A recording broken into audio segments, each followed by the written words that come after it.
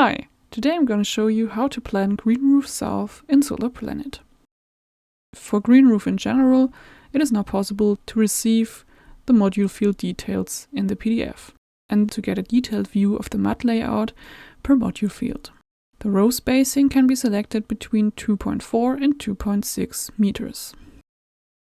Let's start planning. For Greenroof South, I chose a flat roof. The type of covering is Greenroof. I selected a module as well as South. I placed an obstacle on my roof and now add the modules. After calculating the mounting system, I can now see the different Greenroof substrate mats. The blue ones are half mats and the orange ones are full mats.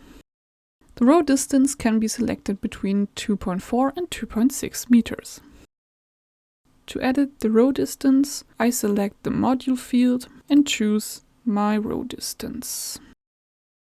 It is also possible to configure different ballast levels. This can be done over here. The minimum ballast is set to 80 kilograms per square meter, level 3 of the ballast levels. The ballast level can be between 1 and 10. Select the ballast levels in the results real quick. Now you can see the individually calculated ballast values per module. To show you the difference, I'll set the minimum ballast to 40 kilograms per square meter and the ballast level to 6.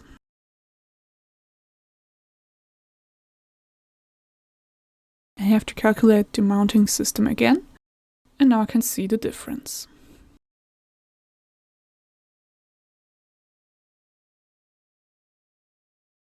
As for all systems, load values, utilization factors, and load-bearing standards are calculated and can be put into the PDF documentation.